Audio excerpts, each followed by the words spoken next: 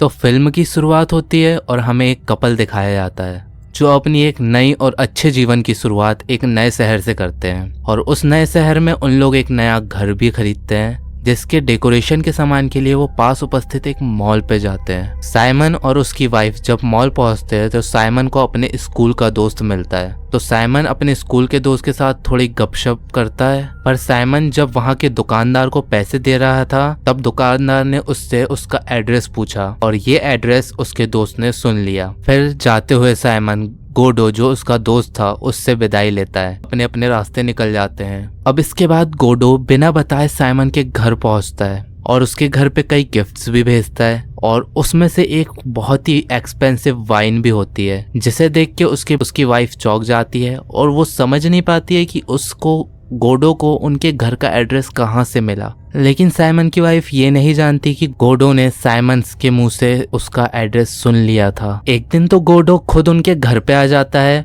और वो साथ में कुछ काम वाले कुछ सर्विसेज देने वालों की लिस्ट लेकर आता है जिन्हें साइमन की वाइफ को काफी ज्यादा जरूरत थी क्योंकि वो नए नए इस शहर में शिफ्ट हुए थे। तो साइमन की वाइफ उसे अपने घर बुला लेती है। घर के अंदर जाने के बाद गोडो पूरे घर को अच्छी तरह से देखने लगता है और चूंकि ज्यादा शाम होने लगी थी तो साइमन की वाइफ ने गोडो को खाना खाने के लिए रोक लिया। खाना खाते हुए साइमन बताता है कि वो एक खुफिया एजेंसी में काम करता है जिसपे वो लोगों की सूचनाएं और खुफिया जानकारियों का पता करते हैं। खाना खाते हुए गोडो साइमन और उसकी वाइफ को भी अपने घर पे खाने का आमंत्रण देता है। इसके बाद वो अपने घर लौट जाता है। साइमन को गोडो का इस तरह बिना बताए आना अच्छा नहीं लगा।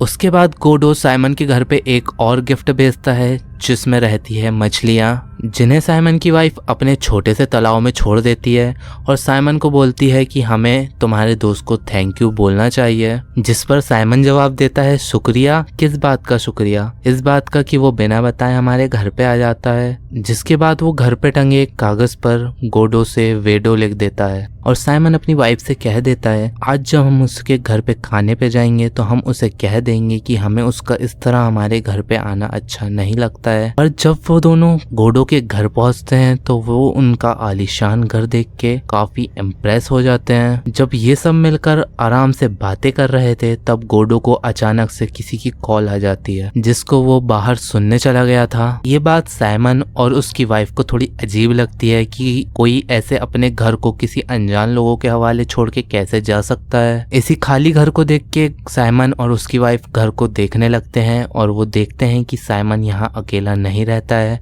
उसकी एक वाइफ भी है और एक बच्चा भी है। साइमन यहाँ पे कहता है कि जरूर ये हमसे कुछ छुपा रहा है। साइमन अपनी वाइफ से कहता है कि कहीं ये तुम्हें तो पसंद नहीं करने लगा क्योंकि ये मेरी गैर मौजूदगी में मेरे घर तुम्हारे पास आता है। दोनों आपस में बातें करते हंसने लगते हैं। इतने में गोडो वापस आ जाता है और जब गोडो वापस आता है तो साइमन उससे सच्चाई उगलवाने की कोशिश करता है कि तुम आखिर यहाँ पे किसके साथ रहते हो। गोडो अपने बारे में साइमन को बताने लगता है कि ये घर उसकी बीवी का है और वो उसके बच्चों को लेके कहीं और चली गई है। और ये सुनने के बाद साइमन गोडो को समझाने लगता है कि हमारी जिंदगी से दूर रहो और अपनी जिंदगी को सुधारने की कोशिश करो। और ये सुन के गोडो को काफी गुस्सा आ जाता है। अगली सुबह जब साइमन की वाइफ वॉक करके वापस घर आती है तो वो देखती है जो मछलियां थी वो सभी मर चुकी हैं जिन्हें गोडो ने उन्हें गिफ्ट किया था और उनका डॉगी भी सुबह से गायब है। और इस बात का पता करने साइमन गोडो के घर पहुंच जाता है। जब साइमन गोडो के घर पहुंचता है तो उसे सच्चाई का पता चलता है कि ये घर गोडो का नहीं है, ये उसके बॉस का घर है और गोडो सिर्फ उनके यहाँ एक ड्राइवर था। जब उनके बॉस घर पे नहीं रहते थे तो गोडो